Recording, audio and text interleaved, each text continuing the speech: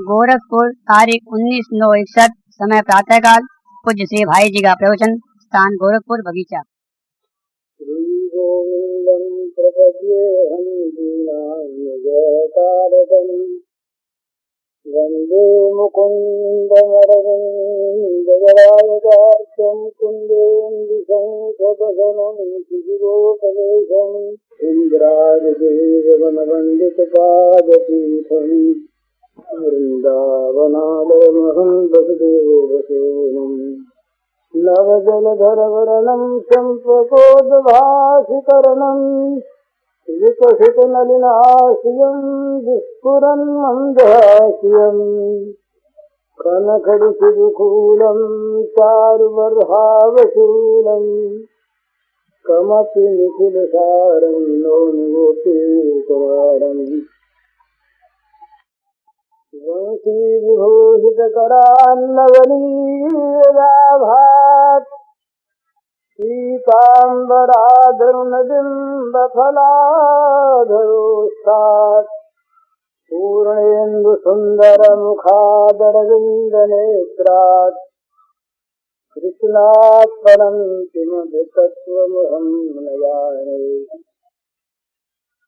ध्यानाभ्यासवशीकृतेर्मनसा तन्निर्गुणं निष्क्रियं ज्योतिकिञ्चनयोगिनो यदि परं पश्यन्ति ते अस्माकं तु तदेव लोचनचमत्काराय भूयाचिरम् कालिन्दी पुलिनेषु यत्किमपि तन्नीलं मूढावति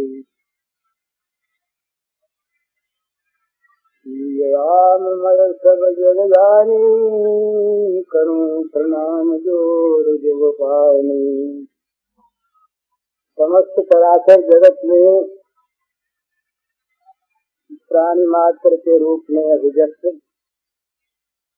श्री भगवान के पावन चरण कमलों में सभक्ति नमस्कार।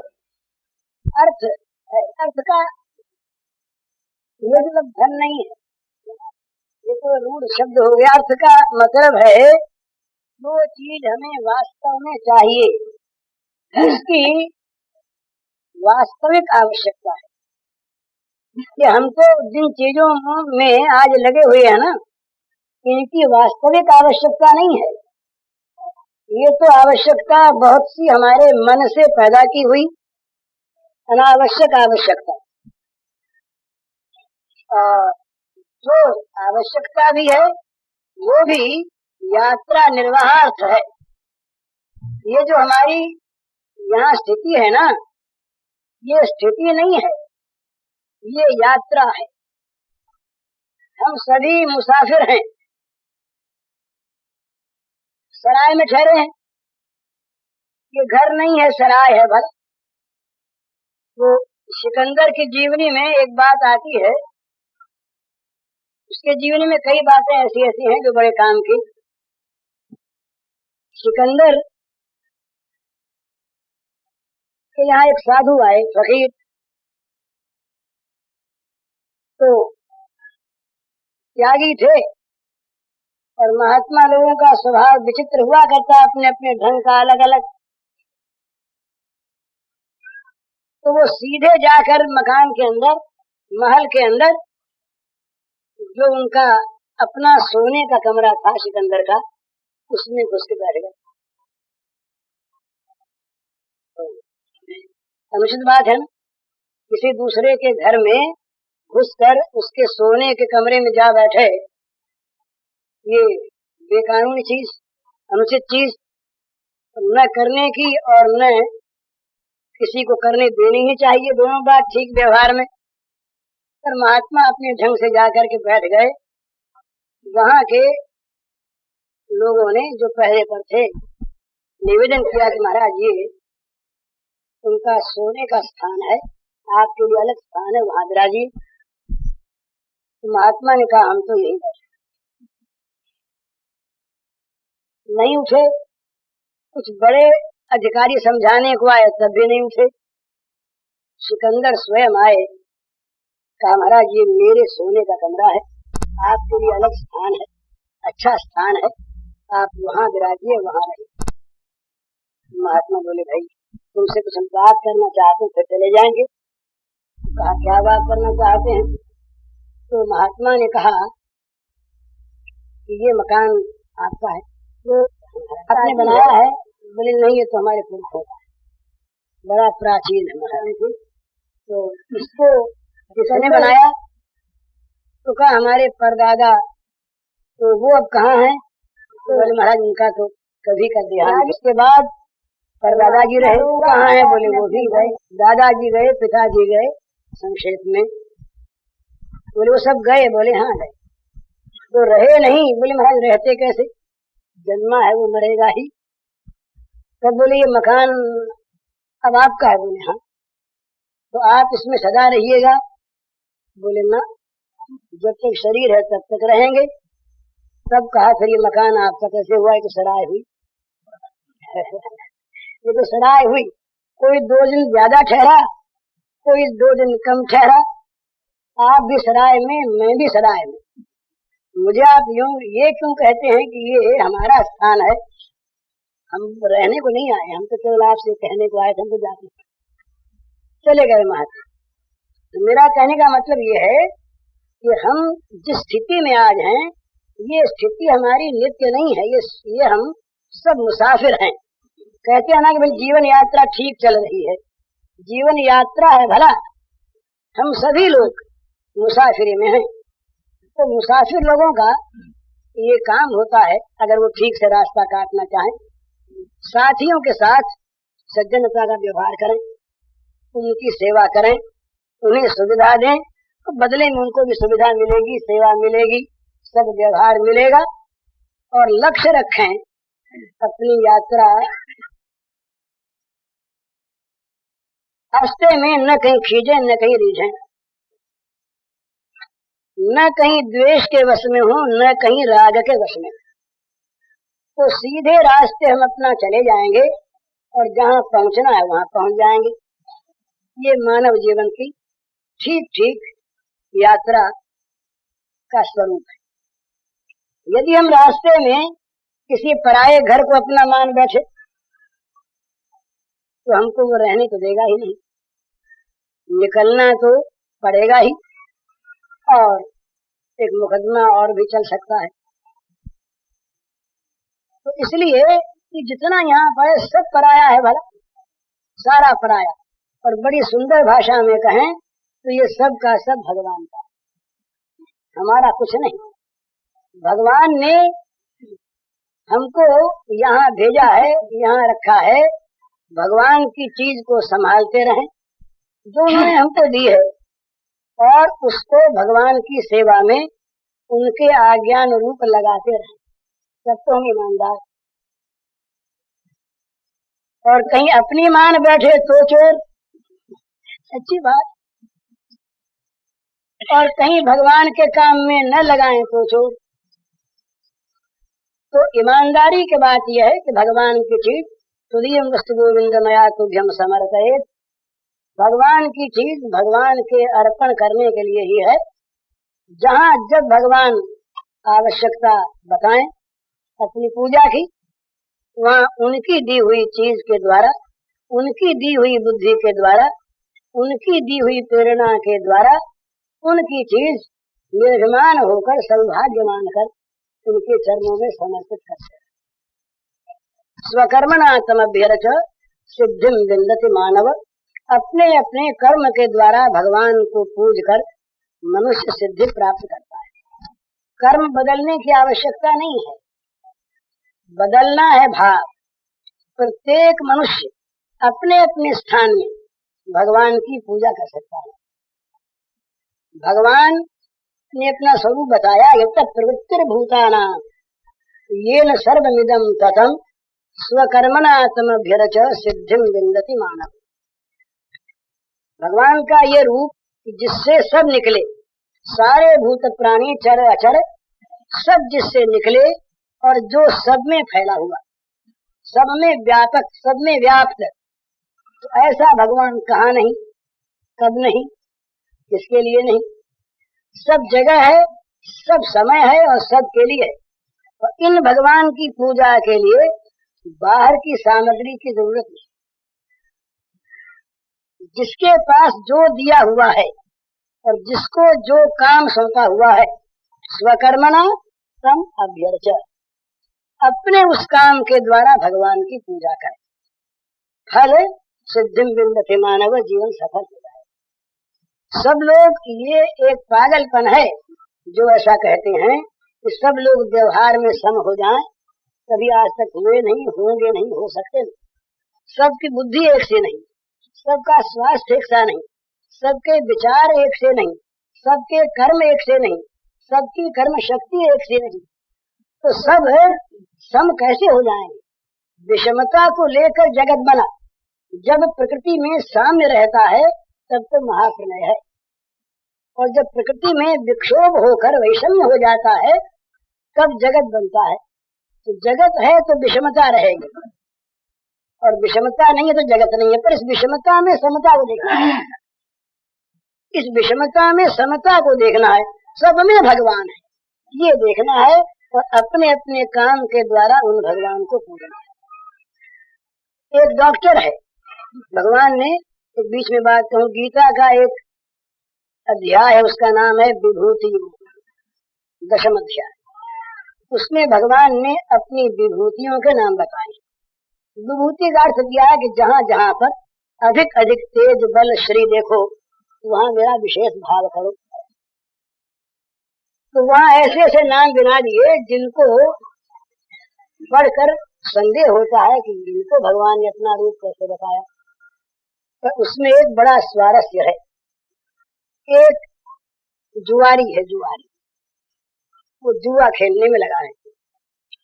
उसे आप उपदेश दीजिए कि तुम गीता का पाठ किया करो, मंदिर में जाया करो, नाम लिया करो, ये उपदेश अच्छा है, लग जाए बड़ा सुंदर, पर उसका उधर चित्त ही नहीं, मन ही नहीं है। तो उसको कहीं वैसी चीज बताई जाए जो उसके पास हो, और उस चीज के द्वारा वो भगवान की याद कर सके। करना क्या है? करना यह है, वृत्ति को बनाना है भगवदाकार। जो हमारे चित्त की वृत्ति जगदाकार हो रही है, विषयाकार हो रही है, कामाकार, क्रोधाकार, लोभाकार, मोहाकार, मकानाकार, न मालूम कितने आकार हमारी वृत्ति के बने रहते हैं। ये सारे आकार मिटकर वृत्ति भगवदाकार हो जाए, योग वेदांत भक्ति सबका वास्तविक लक्ष्य एक ही है, चित्त भगवान में रम जाए। तो भगवदाकार वृत्ति कैसे हो? बार बार आवृत्ति करने से वृत्ति भगवदाकार है। ये नियम है, बिल्कुल साइकोलॉजिकल चीज है। जिस चीज की हम बार बार मन से आवृत्ति करेंगे, उसी प्रकार के हमारे मन का निर्माण हो जाए।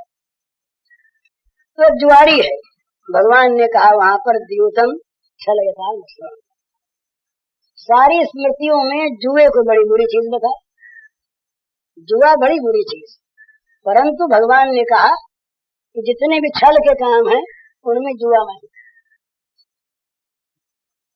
तो अब ये जुआरी को ये समझा दिया। वो कहता हमें भगवान को तो प्राप्त करना है, जुआरी भी कहता है, पर हम जुआ नहीं छोड़ सकते। तो कहा मत छोड़, जब जब पाशा डालो तो ये भगवान, ये भगवान, ये भगवान, ये भगवान, यूं चित्त की आवृत्ति करते रहो, तो वो पाशा मिट जाएगा, भगवान रह जाएंगे।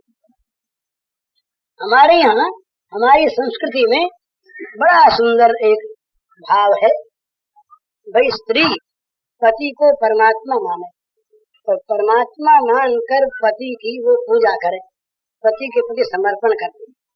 इसका अर्थ ये नहीं है कि पति अपने को परमात्मा माने, तो समझने की चीज है। पति अगर ये दावा करे कि मैं भगवान और ये मेरी दासी, इसका तो निर्माण ही हुआ मेरी सेवा के लिए। मैं चाहे इस पर जुल्म करूं, अत्याचार करूं, इसे दुख दूं, इसके साथ अशिष्ट व्यवहार करूं, और ये मुझे पूछती ही रहे क्योंकि मैं भगवान, ये उसका मानना अन्याय है। उसको मानना है कि ये मेरी धर्म पत्नी है, अर्धांगना है, मित्र है,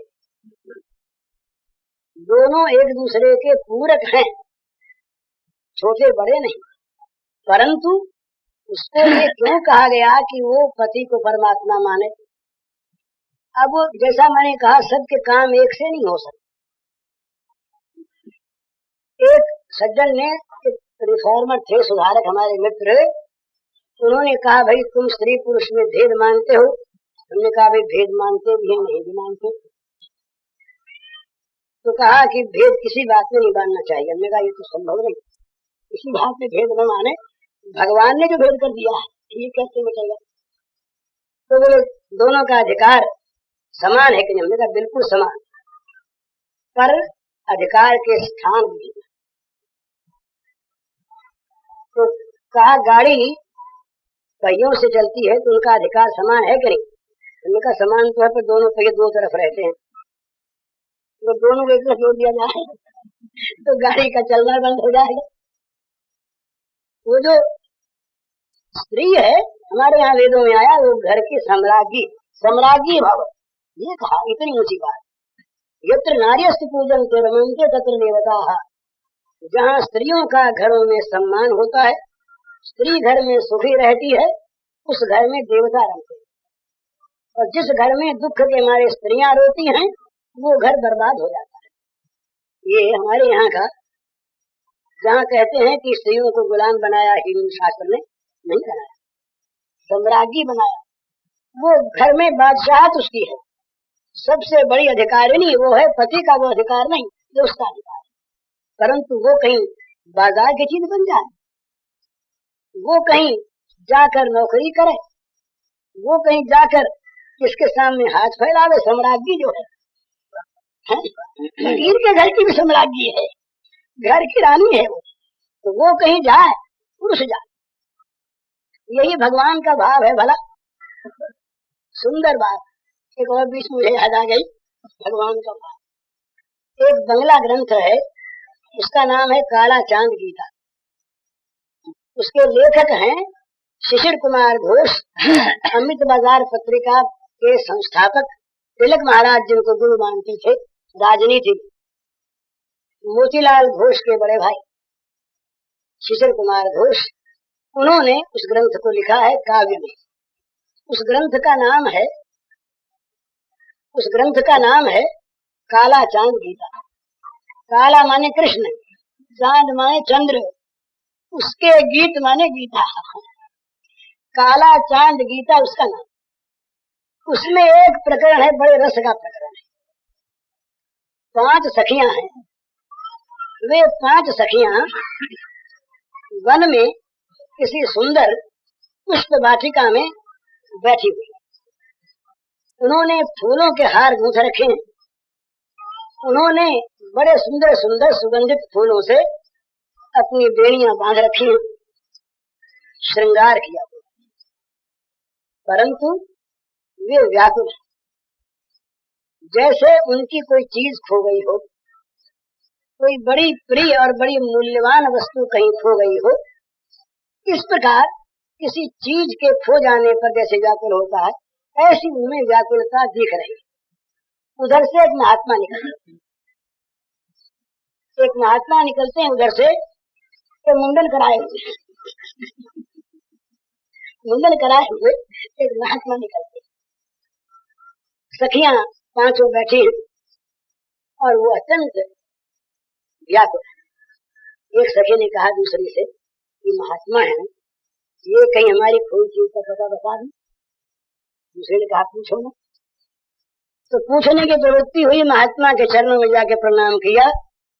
प्रणाम करने के बाद महात्मा ने कहा, भाई बोलो, तुम उदास क्यों हो तुम लोग? तो कहा उदास इसलिए है कि हमारे सुंदर भगवान कहीं खो गए हैं, कहीं छिप गए हैं, आपको उनका पता हो तो बताइए। बोले कौन है? बोले वो हमारे भगवान भगवान नहीं कहा, हमारे भगवान है। तो ये हमारे भगवान क्यों सुनते? महात्मा ने सुना भगवान की बात पूछ रही, तो महात्मा ने उनको नीचे से ऊपर तक देखा, वो सजी हुई श्रृंगारवती। तो महात्मा बोले कि तुम लोग पगली हो गई क्या? बोले कैसे महाराज, समझ में नहीं आए, पगली क्यों कहती? तो बोले कहीं भगवान यूं मिलते हैं क्या? अब तो और उनके मन में व्याकुलता बड़ी बड़ी, यूं नहीं मिलते हैं तो कैसे मिलते हैं?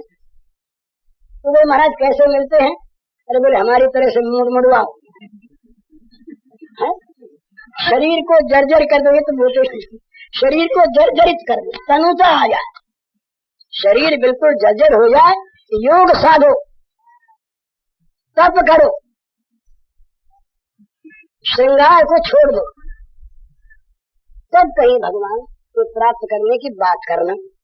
ये सुन करके वे सखियां सब विस्मित चकित हो, उनके समझ में आई नहीं बात। महात्मा ने ठीक कहा, भगवत प्राप्ति की बात ठीक है, त्याग के बिना होता नहीं। तो बोले कि वो अब आपस में एक दूसरे को देखने लगी। एक ने हिम्मत करके बोली वो महात्मा से, बोले महाराज वो आपके भगवान कौन से हैं? तो महात्मा बोले फिर पागलपन की बात करती हो, अरे भगवान कोई 5-7 होते हैं क्या? जो सबके भगवान वो हमारे भगवान। हाँ बोले तो ठीक है, पर आपके भगवान का रूप रंग काम काज क्या है तो बताओ। तो महात्मा बोले कि वो जगदीश्वर, सबके सब लोक महेश्वर हैं भगवान, और वो भगवान दंडदाता भी हैं, पुरस्कार भी देते, जिसका अच्छा काम देखते हैं उसे प्रसन्न होकर के वरदान देते हैं, मंगल दान देते हैं, और जिसका बुरा काम देते हैं उसे दंड देते हैं। तो बोले वो कहाँ रहते महाराज आपके भगवान? बोले हमारे भगवान वैकुंठनाथ है, वो सब में व्यापक है। सब सखियां आपस में उनको हंसी आती लगी। तब महात्मा ने पूछा कि हंस क्या रही हो? बोले अब समझ में आ गई, आपके भगवान दूसरे ये हमारे वाले भगवान नहीं। अब महात्मा फिर चकित हो गए, बोले तुम्हारे वाले भगवान फिर कौन से होते हैं? तुम्हारे वाले भगवान क्या है बताओ तो सही। बोले हमारे भगवान तो जगदीश्वर नहीं है। तो कौन है? बोले हमारे ईश्वर है। हमारे भगवान तो हमारे स्वामी हैं, जगत के स्वामी हो न हो कोई हो। और बोले हमको तो कहीं ईश्वर की राजा की बात सुन के डर लगता है। तुम किसी बड़े राजा की बात कहते हो जो दंड देता है, अरे राम राम, जो दंड दे वो कैसा ईश्वर होते? क्या बात? तो हमारे स्वामी दंड नहीं देते। आपने कहा कि वो दंड देते हैं और इनाम देते हैं, तो वो इनाम देंगे कहाँ से हमारे स्वामी? क्योंकि घर के भंडार की चाबी तो हमारे पास, खजाने की कुंजी तो हमारे पास, और तुम कहते हो वो दान देते इनाम देते हैं, वो इनाम कहाँ से देंगे? और तुम कहते हो दंड देते हैं। तो कहीं कहीं प्रेम में भी दंड होता है क्या? स्नेह में कहीं दंड होता है क्या? अरे हमारे कहीं रोग हो जाए और हमारे स्वामी हमें कड़वी दवा दे, वो दंड होती। हमारे कहीं पर अंदर मवाद हो जाए और उसको हमारे स्वामी खुलवा दे, ऑपरेट करवा दे, तो क्या वो दंड होता है क्या? तो हमारे स्वामी न तो दंडदाता है और न पुरस्कार दाता है और न जगदीश्वर है और न वो सर्वव्यापक है। हमारे तो हमारे घर के स्वामी हैं, वो हमारे और हम उनके। तो वो कहीं खो गए, आपको पता हो तो बताओ, नहीं तुम्हारा कितना रास्ता है। और बोले कहीं राजा कोई होगा जगदीश्वर, तो राजा के दरबार में हम नहीं जाते। हमारा काम तो है घर में रहकर प्राणनाथ की जो कुछ भी अपने तन मन वचन जो कुछ हमें उन्होंने दिया सबके द्वारा उनकी सेवा करें। कमाने के जाने का काम और राज दरबार में जाने आने का काम कहीं कर लगता हो तो वो भरे अपना। हमारा काम बाहर का नहीं, हमारा काम तो अंतरंग केवल अपने प्राणनाथ की सेवा, बाहर का काम उनके जिम्मे। अब तो वो महात्मा को जरा रस आया, तो बोले भाई तुम्हारे भगवान का रूप तो बताओ। अब वहां पर श्याम सुंदर रूप का बड़ा सुंदर वर्णन है, और उस रूप का वर्णन करते करते तो 5 देवियां वो बीच की चीजें में छोड़ गया। उन्होंने पूछा भाई तुम श्रृंगार क्यों करती हो? तुम ये लंबे लंबे तुमने कहा ना तुम मूड मुड़वा दो। बोले मूड मुड़वाने में हमें आपत्ति नहीं, अगर हमारे प्राणनाथ निर्वाण अच्छा लगे तो या तो तुम, पर हम हमारे इन केशों को देख करके और गुथी हुई वेणु को देख कर वो प्रसन्न होते, इसलिए हम वेणु गुथवाते हैं। और कभी उसका और दूसरा काम भी रहती है, तो प्राणनाथ कहीं चले गए बाहर, तो हम इन काले काले केशों को लंबे हम तो सामने करके इन केशों में उनकी छवि देखते हैं। कृष्ण मूर्ति, इसलिए हम केश रखते हैं। केश रखने का अर्थ ये नहीं कि हम केशों से कोई श्रृंगार करते हैं। बहुत सा उनका लंबा चौड़ा 5 सखियों का बंगला भाषा में बड़ा सुंदर उनका संवाद है, पढ़ने लायक। तो इसके बाद जब वो वर्णन करने लगी और वर्णन में उनको आवेश हो गया प्रेम का, वो सभी देवियां प्रेमावेश में प्रमत्त होकर श्याम सुंदर को सामने देखने लगी और नाच उठी। अब तो महात्मा भी नाच उठी, यहाँ प्रसंग समाप्त होता है। तो मैं ये कह रहा था इस रूप में यहाँ पर कि घर का और बाहर का काम अलग अलग,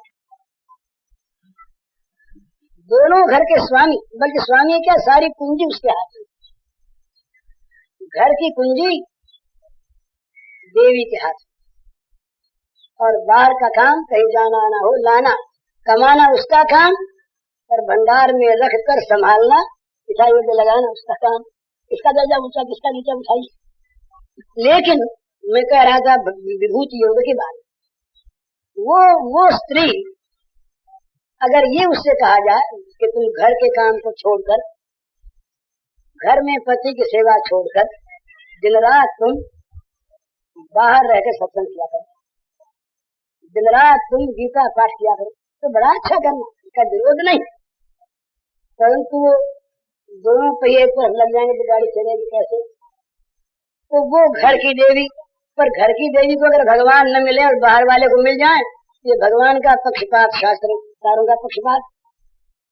इसे भगवान मिलने चाहिए, तो कैसे मिले, भगवदाकार वृत्ति हो। वृत्ति कैसे हो, ये पति मेरे भगवान, ये भगवान का घर, यहाँ का प्रत्येक कार्य भगवान की सेवा। यूं अगर वृत्ति में भगवान आ गए, ये भगवान ये भगवान ये भगवान ये भगवान करते करते वो पति का नश्वर देह पांच भौतिक वो तो नष्ट हो जाएगा और भगवत धाम की प्राप्ति। मूर्ति पूजा क्या है, ये मुसलमान ईसाई कहते हैं हिंदू बुत परस्त है, बुत को पूछते हैं। अरे हम बुत नहीं पूछते, हम तो भगवान को पूछते हैं।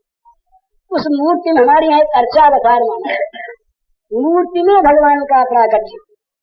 एक बार की बात, भगवती मीरा, ये सबका अधिकार नहीं होता एक साथ। मीरा के लिए मीरा वाला त्याग हृदय चाहिए, तो कोई देवी मीरा भी बन सकती है, पर मीरा का केवल स्वांग से मिले। और मैं में यदि संसार के भोग भरे हों तो वो केवल कहने से, चुनरी के किए धूप ओढ़े लेने लोई, मोती मूंगे उधार बनमाला कोई, तो बात तो ठीक, पर केवल कहने से काम नहीं चलता, हृदय चाहिए। तो वो देवी मीरा जी भगवान की पूजा करते। पूजा में उनके ठाकुर जी कोई धातु के पत्थर के नहीं, ठीक है मूर्ति है, पर उनमें भगवान का प्राकट्य रहता।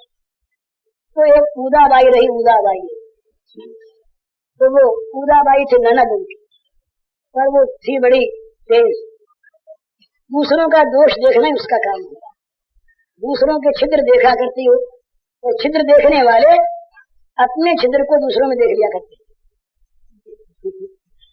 छेद अपना होता है, दिखता है दूसरों में, तो उस छेद को देख करके उसको छेद वाला बता देते, ऐसा उसका स्वभाव रहा। तो वो काठ में रहती, किसी प्रकार से मीरा की कोई बदनामी हो, मीरा पर कोई विपत्ति आवे, मीरा का अपमान तिरस्कार हो, ये देखा कर। अब मीरा रात वो अपने ठाकुर जी की पूजा एकांत स्थान में अपने कमरे में किया करती। तो जब पूजा करती तो भगवान का प्राकट्य होता, तो पूजा भगवान ग्रहण करते, बातचीत नहीं करते। तो पूजा के मन में अपनी आंख है ना, उसके मन में आया कि ये किसी पुरुष से अंदर बात है, तो जाके कहा अपने भाई से कि इस प्रकार। तो उसने कहा भाई एक दिन तुम हमें जब इस प्रकार की चीज हो उस समय ले जाकर के पकड़वाओ, नहीं ढंगे तब तो काम चले। तो उसने कहा अच्छी बात। तो एक दिन ऐसी चर्चा हो रही थी, पूजा ने बाहर से ताला लगा करके गई राणा के पास, कहा आप चलो। राणा आए, आकर के कान लगाया, तो उनको भी सुनाई दिया कि दो आदमी की बातचीत हो रही, क्या हो रही तो पता नहीं, पर बोल रहे हैं दो। तो सोचा आज ठीक है, आज शिकार पकड़ा गया। तो ताला खोला, किवाड़ों को खटखटाया, बहुत खटखटाया। अब मीरा तो दूसरे राज्य में थी, अब उसको कौन खटखटाता है किवाड़ ये होश नहीं। बहुत जोर जोर से आवाजें दी, किवाड़ खड़खड़ाए। तब मीरा का ध्यान टूटा। मीरा उठी, उसने किवाड़ देखा तो राणा खड़े हैं, देवर रहे ये देवर। राणा खड़े हैं और पास में पूरा बाई खड़ी है। अंदर तत्काल राणा आ गए। राणा देखा तो उसको पकड़ लेंगे, इधर देखे उधर देखे, कोई दिखा नहीं। तो राणा जब ये खोज रहे तो मीरा बोली भाई क्या दिख रहे हो? बोले वो कहाँ गया? बोले कौन? जिससे बात कर रही थी। बोले बैठे ना सामने, देखो ना। गए कहाँ हैं? वो तो अभी जो बात कर रहे थे देखो सामने, सामने विराजित है। बोले ये तो मूर्ति है। तो कहा मूर्ति चाहे तुम्हारे लिए हो, तो मुझसे तो बात करते थे। अब देखा भाला विश्वास तो क्यों होता उनको, कोई मिला नहीं। तो भगवान जो है ना, ये भगवान, यदि हम भगवान से मिलना चाहें, यदि हम भगवान से प्रेम करना चाहें, तो भगवान सर्वत्र हैं, सब जगह हैं, सबके लिए हैं, सब काल में। तो ये मूर्ति पूजा का रहस्य क्या है? मूर्ति भगवान नहीं, वो तो धातु की है, पत्थर की है। वो मूर्ति जब तक दुकानदार के यहाँ है तब तक हम उनको भगवान मानते हैं क्या? चित्रपट जब तक वो चित्रकार उसे लिखता है, अंकित करता है, हम भगवान मानते हैं क्या? हमारे घर में आ गया, हमने भगवान मान के उसकी पूजा की, भगवान है। तो भगवदाकार वृत्ति होनी चाहिए। इसलिए कह नहीं रहा था कि सबके काम एक से नहीं होते, काम अलग अलग, अपने अपने काम से। तो मैं कह रहा था डॉक्टर है, डॉक्टर के सामने जितने मरीज आते हैं वो समझे कि मरीजों के रूप में भगवान, मरीजों के रूप में भगवान समझकर वो उनको चिकित्सा करे, दवा दे। तो वो दवा देना भगवान की सेवा करना, वहां बेईमानी नहीं होगी, सेवा है।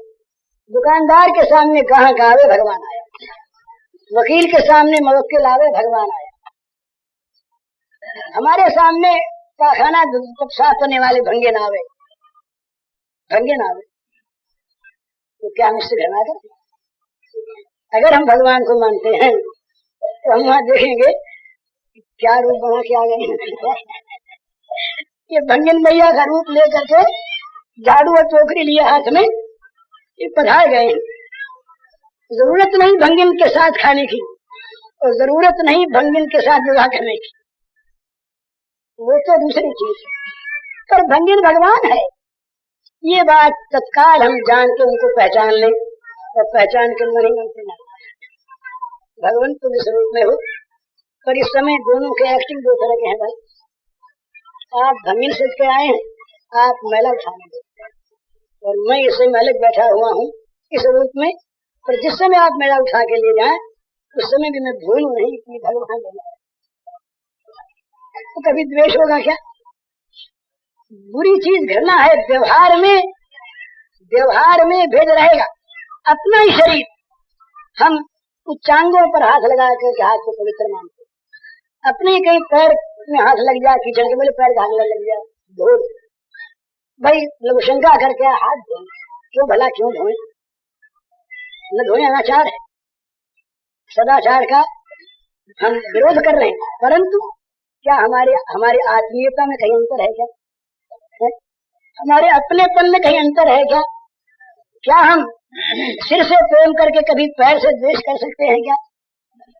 परंतु अगर हम ये चाहें कि मस्तिष्क का काम, ब्रेन का काम हमारा पैर करने लगे, तो लोग कह देंगे इसको पागल खाने भेजो, ब्रेन खराब हुई। तो व्यवहार में भेद रहने में आपत्ति नहीं, भाव में ये हो कि हम सबने भगवान, घर में जितने नौकर हैं, एक नौकर हमारा है, हमने कहा भाई तो पानी का गिलास दो, पानी पीना है।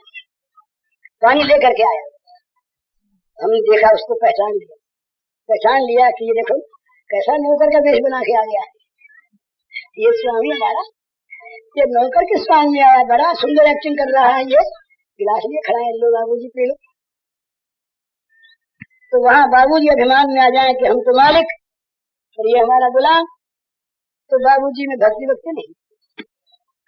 बाबूजी ये समझे कि बाबूजी के बाबूजी खड़े हैं सामने, इस रूप में खड़े हैं, इनको पहचान कर प्रणाम कर, और प्रणाम कर कर ये हम पढ़ लेते हैं ना, श्री राम मैं सब जगह जानी, करूं प्रणाम जोड़ जुग पानी, पर करते कहाँ?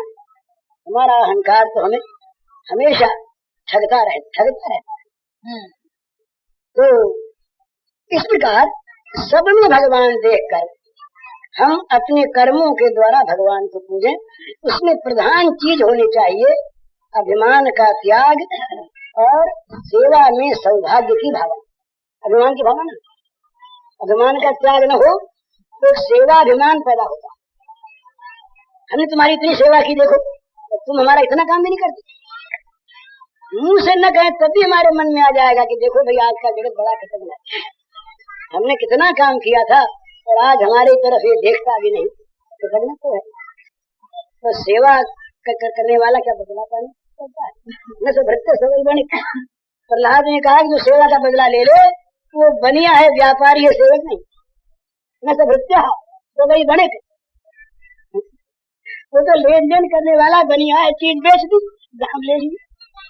सेवा में कहीं बदला होता है, दाम चुकाना होता है। प्रहलाद ने दान दिया भगवान, बोले कैसे क्या ले लो, लेने वाला के सेवक होता है। तो अपने को ये समझे कि हम भगवान के सेवक, सचराचर स्वामी भगवान सोवनन जाके ऐसी मथिन चले हनुमान नहीं सेवक सचराचर रूप स्वामी भगवान। इस प्रकार सेवा की भावना अभिमान रहित है, ये मनुष्य का कर्तव्य। सेवा का नाम भजन। सेवा की भावना जहाँ आत्मेंद्रिय सुख से रहित होती है, आत्म सुख से सर्वथा विरहित होती है, तो जो केवल सेव्य के सुख के लिए होती है, वहां से गोपी भाव प्रारंभ होता है। ये गोपी भाव, यदि हमने परलोक में बदला चाहा और यदि हमने परलोक में बदला न चाहकर संसार के जन्म मृत्यु के बंधन से छुटकारा चाहा, तो ये भी अपने अनुसार है। गोपी भाव इसलिए आगे बढ़ता है, इस भाव में सर्वथा अहम की विस्मृति है। अहम के कल्याण अकल्याण की तो तब कल्पना हो जब कहीं अहम की कल्पना रहे। अहम तो भगवान के सुख रूप में जाकर परिणत हो गया, उसका जीवन है भगवान का सुख। बस सब सुखे सुखित्वम, ये प्रेम का स्वरूप बताया नारद। नारद ने कहा भाई प्रेम में क्या है, प्रेम का सुख कैसा? उसका सब सुख का सुख है नारद जी का, बस प्रियतम का सुख ही सुख है और कुछ नहीं। तो ये भाव जहाँ लोक परलोक परमार्थ, ये सब प्रकार के भावों का जहाँ सर्वथा निरसन होकर केवल भगवत सुख रह जाता है, वही वास्तविक अर्थ है। बाकी अनर्थ हो जाए, जिसके द्वारा प्रेम रूपी अर्थ की प्राप्ति। बड़ा सुंदर है गीता के श्लोक का एक महात्मा ने भाष्य किया, मुझे बड़ा अच्छा लगा। आर्तो जिज्ञासु अर्थार्थी ज्ञानी च भर्तर्षभ। भगवान ने गीता के 7वें अध्याय में 4 प्रकार के भजने वालों का रूप बताया। चतुर्विधा भजन्ते मां जनः सुकृतिन अर्जुन। सुकृति उदारा असर मांगने वालों को तो उदार बता दे, ऐसा कोई सुधार नहीं क्या? भगवान कहते हैं उदारा असर वही थे कि जितने मेरे सामने मांगते हैं सब उदार।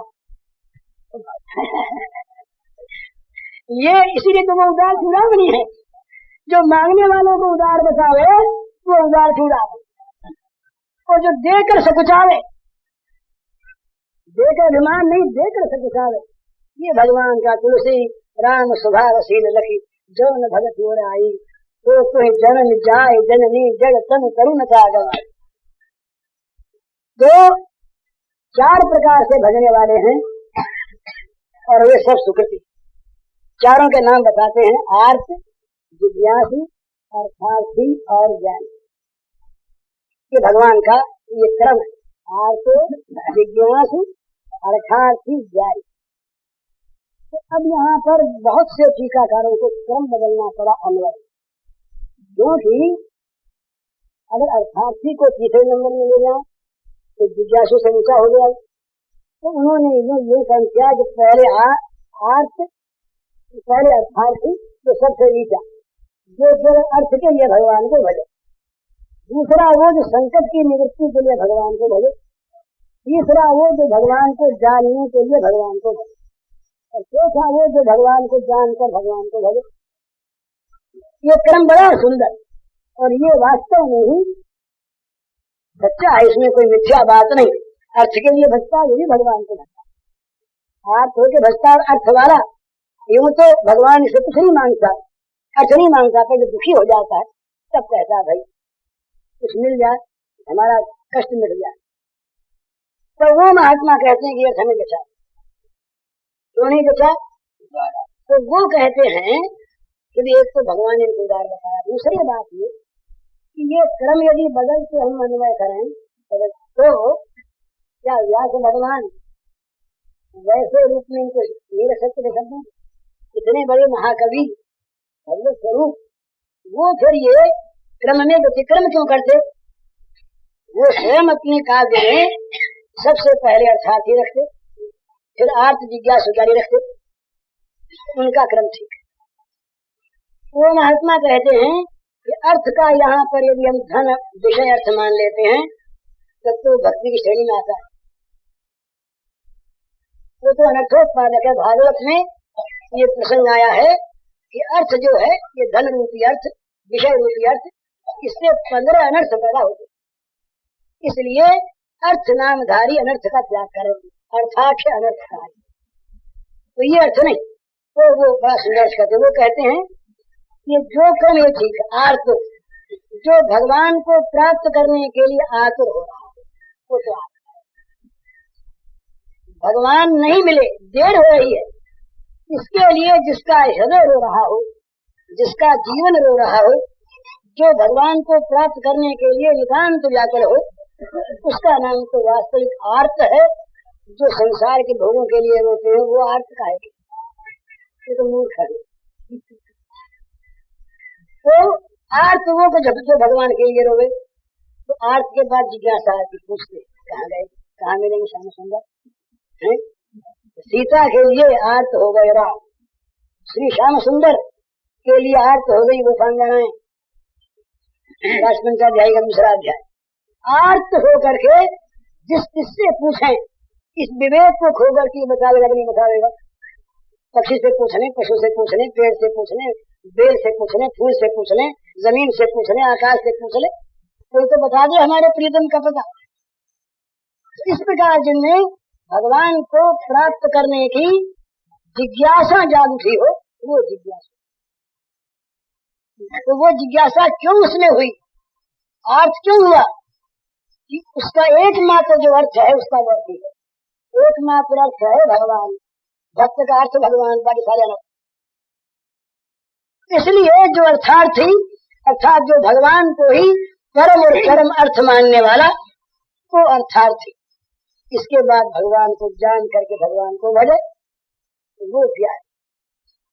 तो मतलब कहने का यह है, जहाँ पर मोक्ष की भी अपने सुख के लिए कामना है, वहां तक गोपी भाव। अब उस गोपी भाव में आज सवेरे किसी भाई ने मुझसे कहा कि मंजरी के भाव पर कुछ कहो, तो ये उसी की भूमिका थी सारी भूमिका। गोपी भाव में बड़ा लंबा चौड़ा ये शास्त्र है और बहुत लंबी अनुभूति है महात्माओं की। अपने तो उस अनुभूति में से कहीं कहीं कुछ जूठन मिल जाती है तो उसे बटोर लेते हैं और बेईमानी से उसे अपनी बता देते हैं। तो सबका व्याख्यान प्रथम तो व्याख्यान होता नहीं, जहाँ सारी व्याख्या और व्याख्या की कल्पना समाप्त हो जाती है तो वहां से उसका आरंभ होता है। ऐसा बताया नारद जी ने, रूप बताया अनिर्वचनीय प्रेम स्वरूप, जिसका निर्वचन हो जाए वो प्रेम, जिसको वाणी कह दे।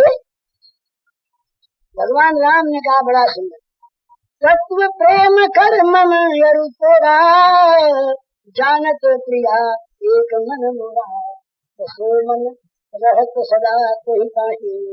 वाणी से नहीं कहा राम ने, इतने बड़े राम जो वाणी विशारद, जो जिनके प्रत्येक शब्द में वेदार्थ भरा, श्रुति जिनका निश्वास, ऐसे भगवान सीता से प्रेम का रूप नहीं बता सकते। वो संकेत करते हैं बड़ा सुंदर, और संकेत भी ऐसा जो केवल संकेत नहीं, ठीक ठीक यथार्थ रूप को जाके दिखा देता। वो कहते हैं कि तेरे और मेरे प्रेम के तत्व को सीते जानता है केवल एक मेरा, एक मन मोरा, भला दूसरे का मन नहीं, और मन के सिवा और कोई चीज नहीं, एक मेरा मन उस प्रेम के तत्व को जानता है, और सीते वो मन मेरे पास है। सो मन रहत सदा कोई पाही, वो मेरा मन निरंतर रहता है तेरे पास। इतने में समझ ले प्रेम क्या चीज है। तो प्रेम अनिर्वचनीय प्रेम स्वरूपम, नारद जी का सूत्र है। प्रेम की यदि व्याख्या हो जाए, प्रेम यदि वाणी के द्वारा बतलाया जाए, तो कहीं न कहीं काम प्रेम के रूप में बोलेगा। इसलिए प्रेम का निर्वचन नहीं हो सकता, प्रेम की व्याख्या नहीं हो सकती। ये तो शाखा चंद्र न्याय से महात्माओं ने अनेक प्रकार से अनेक स्तरों में प्रेम का संकेत किया। संकेत के इस प्रकार से, जैसे भाई बोलिए देखो ना, उस नीम की ऊपर की डाली से 2 हाथ ऊंचे पर चांद है, तो 2 हाथ ऊंचे चांद थोड़ी है, तो चांद को दिखा देता है वो डाली का संकेत करके, शाखा चंद्र न्याय कहते हैं। इसी प्रकार ये जितने भी प्रेम के निर्वचन होते हैं, व्याख्या होती है, ये सारी संकेत मात्र है। वास्तविकता जहाँ है वहाँ वाणी नहीं, और वाणी है वहाँ वास्तविकता। मुंह का स्वादनवत दूसरा सोचना, मुंह का स्वादनवत, गूंगे का स्वाद तो लेता है गूंगा, पर बता नहीं सकता। लेकिन जहाँ तक बताया जाता है वहां तक ये बात है कि प्रेम में स्वसुख की वांछा किसी रूप में भी नहीं रहती। तो इन गोपांगनाओं में ये चीज है। इन गोपांगनाओं के अनेक भेद हैं, तो बड़ा शास्त्र उसका वर्णन करने की न योग्यता, न क्षमता, न जानकारी, न समझ। इसमें केवल 2 बात कहनी है। गोपियों के अनेक भेद हैं, प्रधान भेद 2, एक सखी है, एक है मंजरी। अब उनके अनेक अवान्तर भेद हैं। वो सखी वो हैं जो वास्तव में राधा रूपा ही है, वे राधा की समजातीय सेवा करती है। जिस जाति की सेवा राधा करती है, उसी जाति की सेवा ये भी करती है। ये संकेत में समझने के लिए उनमें नायकत्व है। श्री कृष्ण जहाँ नायक हैं, उनमें नायकत्व है सखी, पर मंजरियां जो हैं ये इससे सर्वथा अलग। इसलिए उनका भाव तो इसलिए अत्यंत ऊंचा है, वो तो कृष्ण स्वरूपा ही है, उनकी महिमा क्या गाई जाए। परंतु जहाँ तक सेवा का संबंध है, वहाँ तक मंजरियों का स्थान है। बड़ा बड़ा आदर्श, ऊंचा तो नहीं कह सकते, हम लोगों के लिए बड़ा आदर्श वो क्या है, केवल राधा माधव का सुख संपादन। सुख संपादन में उस सुख में कहीं अपने को हिस्सा मिले, ये मंजरी की कल्पना। बल्कि मंजरी को ऐसा ऐसे दृष्टांत निकुंज लीला के आते हैं, श्याम सुंदर की ओर से ऑफर होता है इसे मंजरी के प्रति, तो तुम इस प्रकार की सेवा स्वीकार कर। वो कहती है मेरा दर्जा जहाँ पर है वही रहेगा, वो दर्जा मेरा, मेरे लिए बड़े गौरव की चीज मैं इसकी अधिकारी ये नहीं कि ज्यादा ऊंचा है मेरे में त्याग है। ये त्यागाभिमान होता है, एक त्यागाभिमान होता है जो त्याग को विषमय बना दे। मैं त्यागी, तो त्याग का भी त्याग करे, त्याग की भी विस्मृति हो जाए, त्याग का त्याग। तो ये मंजरियां जो हैं ये त्याग त्यागिनी है, भोग त्यागिनी तो है ही, भोग त्यागिनी तो है ही, ये त्याग त्यागिनी। इनके ये बड़ा सुंदर एक निरूपण है कि सारे संसार के भोगों से विरक्ति होती है, मुमुक्ष साधक अत्यंत विरक्ति होती है। वो विरक्ति इन प्रेमियों में होती है स्वाभाविक सहजनिक, तो उस विरक्ति से भी उनकी विरक्ति हो जाती। वैराग्य में इनका वैराग्य हो जाता है, विषय से सर्वथा अनासक्ति है, पर अनासक्त मन भगवत सेवा के लिए विषय को स्वीकार करता है। ये विरक्ति से विरक्ति, वैराग्य से वैराग्य, पर ये मंजरियां इससे भी आगे वो किसी भी शर्त से अपनी सेवा को छोड़कर दूसरी सेवा स्वीकार नहीं करते। उनमें भी फिर दो स्तर हैं, एक प्राण सखी है, एक प्रिय सखी। तो जो मुख्य सखियों के अनुगत होकर के चलती है उनका दर्जा और ऊंचा, वैसे बड़ा नीचा। तो इनका एकमात्र स्वरूप बहुत सीधे शब्दों में तुम्हें पूछा, एकमात्र सीधा इसका स्वरूप है ये है कि जिनको हम अपना इष्ट प्राणनाथ, प्राणेश्वर, प्राणवल्लभ, हृदयेश्वर कुछ भी शब्द कहें, कोई शब्द वहां पर खटता नहीं और सब खटता। ऐसा जो अपना है उसका सुख संपादन हो और उसके द्वारा अपने को कहीं भी किसी प्रकार का भी किसी समय भी उसके सुख को छोड़कर अपना सुख प्राप्त करने की अभिलाषा तो हो ही नहीं, मिलने पर भी ठुकरा। ये मंजरी भाव, मंजरी भाव में जिसको कहते हैं अनन्य कैंकर्य, अनन्य कैंकर्य, किंकरता, दास्यता, किसी दूसरे के तो है ही नहीं। उस दास, उस सेवा के अतिरिक्त किसी अन्य भाव का भी दासत्व, उस सेवा के अतिरिक्त ये नहीं कि भाई हम अभी संगीत हो रहा है, अभी बड़ा मधुर कोई उत्सव हो रहा है, तो थोड़ी देर सेवा के बदले इसका आनंद लेना, ये सहन नहीं होता उस सेवा को। मंदिर को ये सहन, वो कहती सेवा का आनंद, उत्सव का आनंद, संगीत का आनंद लेने वाले क्या है? हमारा तो ये काम है कि उत्सव का, संगीत का जिनको आनंद आ रहा है उनके आनंद को बढ़ाते,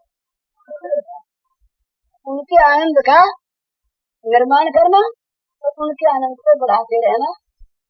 न उत्सव से मतलब है, न संगीत से मतलब है, न किसी और चीज से मतलब है, केवल और केवल ये चीज भगवान राम के दरबार में हनुमान से। तो इस प्रकार से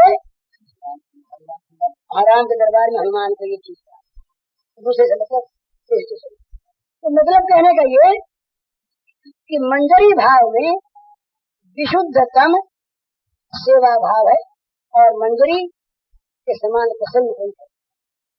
या जितनी भी वहाँ पर कलह की चीजें होती है ना, कहीं प्रेम कलह, तो प्रेम कलह की सखियों तक सीमित, मंजरी में स्नेह कलह नहीं, समय क्रोध के साथ साथ आपस का कलह होता है। वो निकुंज लीला की बड़ी चीजें हैं, उनके आपस की कलह की सखियों के होते, पर मंजरियों में इसका स्थान, क्योंकि कलह जहाँ पर होता है चाहे वो रसवर्धन के लिए हो, परंतु उसमें कहीं न कहीं चाहे वो प्रियतम सुख के लिए ही हो, पर कोई चाह।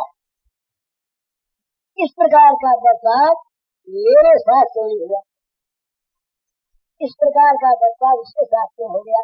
क्या रसवर्धनार्थ हो, वामता वक्रता, ये इस रस में रसवर्धनार्थ होती है माना, पर वामता वक्रता होती तो है मंजरी नहीं होती।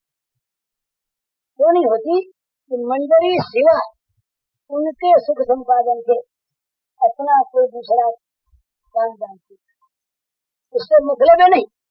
और दरबार में किसको क्या क्या इनाम बनता है हनुमान देखते हैं, वो तो राम के चेहरे की आंखों से देख रहे हैं, माँ सीता के कहीं कोई संकेत मिल जाते यार, इसके लाखों संकेत मिल जाए, हार बढ़ता है या क्या बनता है, क्या इनाम बनता है, क्या दरबार लगाए।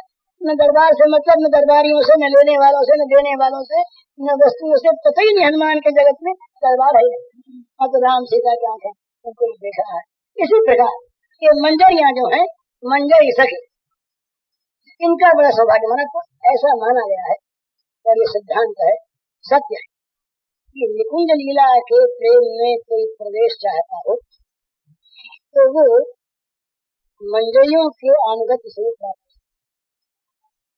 किसी मंजरी की सेविका बन जाए और मंजरी के साथ साथ सेवा के स्थान में जाए और वहाँ मंजरी का बताया हुआ का मंजरी के अनुकूल ऊपर वालों के अनुकूल का जो बात नहीं करता रहे, तो कहीं राधा की दृष्टि पड़ जाए इस पर, बोले ये मंजरी की बात ठीक काम कर, उसको बुला ले अपने पास, तो रोकने वाला। तो मंजरी का अर्थ यही है कि अपने सुख की कल्पना के लेश का अभाव, अभिमान शून्यता और सेवा में, इसका नाम है मंजरी। तो ये मंजरी भाव, ये वास्तव में प्रेमी भक्तों के लिए यह आदर्श, ये बात बार बार याद रखिए, बार बार याद रखिए कि प्रेम में सांसारिक भोग को स्थान नहीं, बिल्कुल नहीं। यदि इस बात को हम नहीं समझते तो हम प्रेम को कलंकित करते हैं, प्रेम नाम वहाँ है। तो त्याग की भित्ति पर, और जहाँ त्याग, ये मंजरियों में 5, 7 के 10 के 20 के नाम आते हैं, सूत्र में तो ज्यादा नाम भी है, पर मंजरियां तो अनंत हैं, उनके नाम तो नहीं, जो नाम के लिए आगे आते हैं तो सेवा से चुप जाते।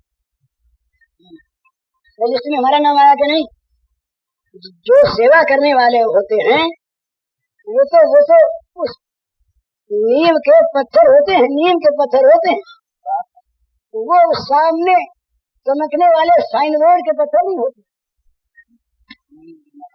हाँ, मकान में ये प्रेम का जो प्रसाद है, प्रेम प्रसाद, प्रेम का महल, प्रेम के महल में जो सामने आके अपने को चमकाते हैं, हम प्रेमी, वो प्रेमी नहीं। यहाँ तो नीम के पत्थर बनकर अपने को खो देते हैं, जिनका पता नहीं रहता, जिनका नाम निशान नहीं दिखता, पर उस प्रसाद का आधार वही होता, प्रसाद का आधार। इसी प्रकार से ये प्रेमी जन जो है ना, ये भगवत प्रेम के प्रसाद को खड़ा रखते हैं। ये तो कोई कामियों की फौज आ जाए तो बह जाए, पर जहता नहीं प्रेम इसलिए कि उसकी नींव बड़ी गहरी, और नींव में ऐसे ऐसे विमल और ऐसे ऐसे सुंदर सूत्र वो नीम के पत्थर लगे हैं, जिन्होंने अपने जीवन को खो दिया उस प्रेम प्रसाद की नीम के पत्थर बनने में, सुख नहीं चाहा, सामने आकर के हमारा नाम उज्जवल हो, ये मंजरी नहीं चाहा। वो तो छिपी रहकर वो श्रीमती राधिका और नंदनंदन श्याम सुंदर के सुख संपादन का काम करती रहती है, पता भी न लग जाए। सोचती है कि कहीं मेरी सेवा का पता लग गया तो मजा भी हो जाए। तो सेवा का वो इनाम क्या चाहती है, सेवा बढ़ती रहे और ऐसी और भी गुप्त हो जाए जिससे सेव जान न सके, सेव न जान सके। सेव अगर जान लिया तो इनाम देने लगेंगे, अरे वो तो उदार है ना, उनको अगर पता लग गया कि अमुक मेरी सेवा करता है तो दिए बिना कैसे मानेंगे। वो तो अंतर्यामी की बात दूसरी है, अंतर्यामी की बात नहीं करते हम, प्रेमास्पद भगवान की बात करते हैं।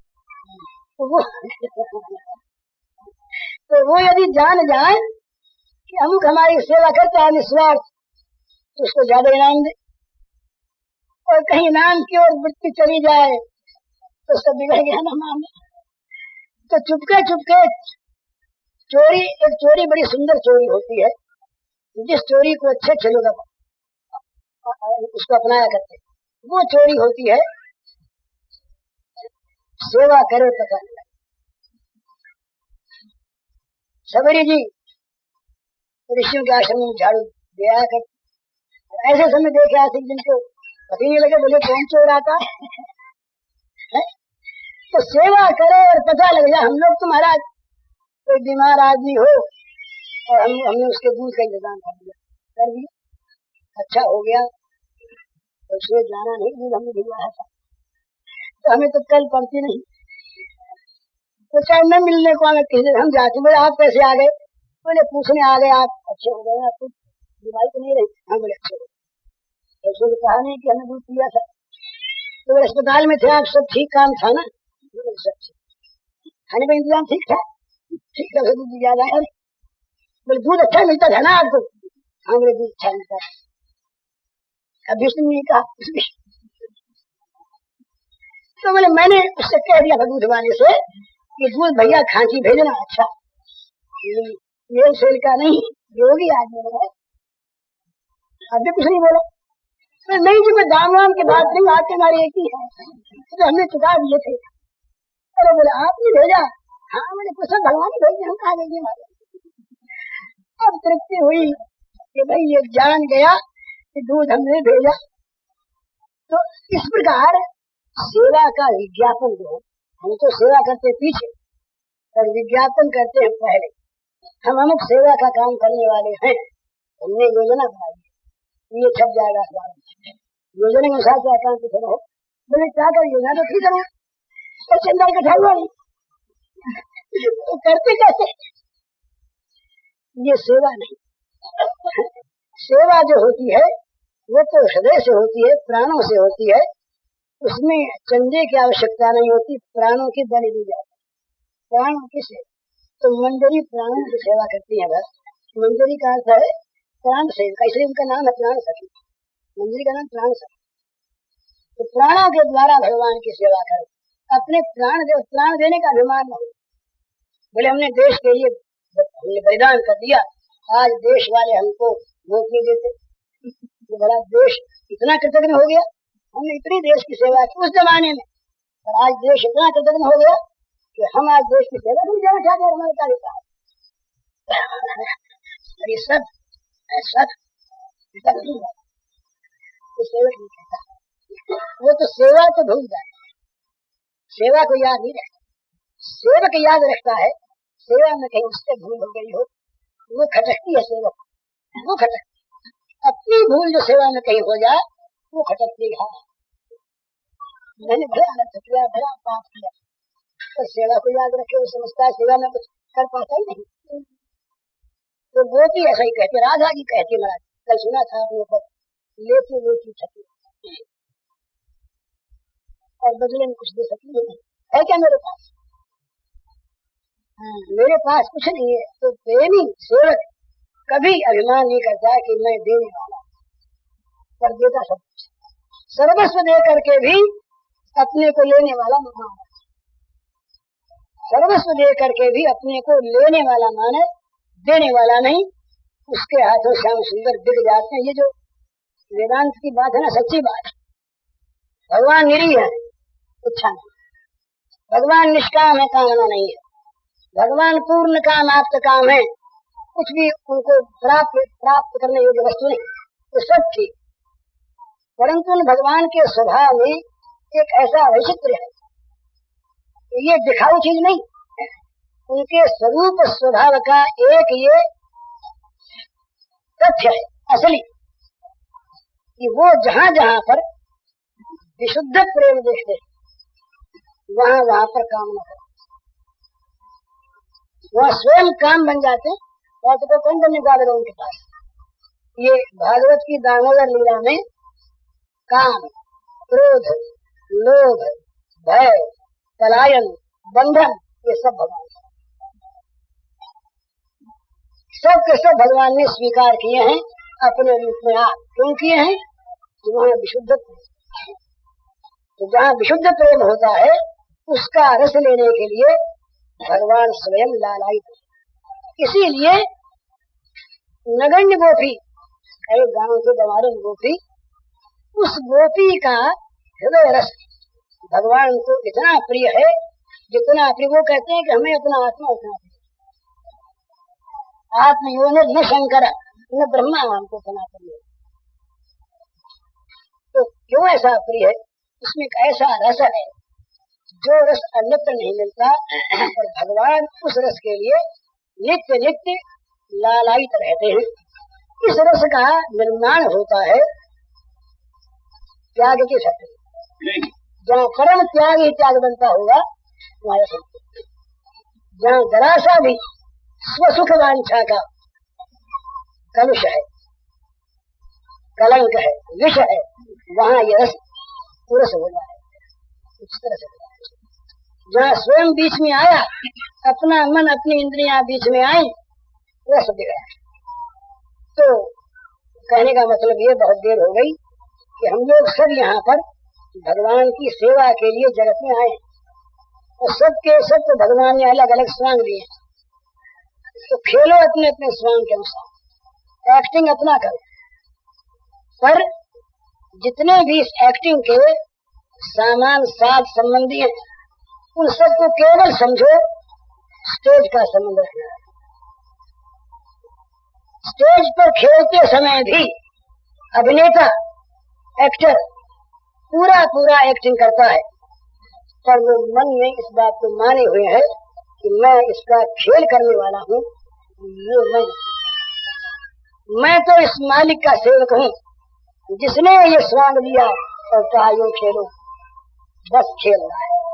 अपने प्रत्येक कर्म के द्वारा मनुष्य भगवान को पूज सकता है, ये एक बात। दूसरी बात, उसमें जितना जितना त्याग होगा उतना उतना कर्म पवित्र होगा, और जितना जितना त्याग होगा उतना उतना प्रेम का प्रादुर्भाव होगा। ये दुख, ज्वाला, अशांति, क्लेश, भय, विषाद, शोक, मृत्यु, ये सब के सब भोग जगत में है, प्रेम जगत में नहीं। वहाँ मृत्यु में मृत्यु नहीं है। अगर कहीं प्राणनाथ के लिए मरना हो जाए तो मरना तो अमर होना है, सुख होता है उसके बाद है। कोई क्लेश नहीं, कोई दुख नहीं, और ताप तो वहां से अघासुर को तो बालकपन में भगवान मार दिया। गोपियों का अघासुर, पाप असुर, नरकासुर, ये सब तो पहले मर जाते वो, निकुंज लीला तक तो ये रहते नहीं, कोई भी पहले समाप्त हो जाते।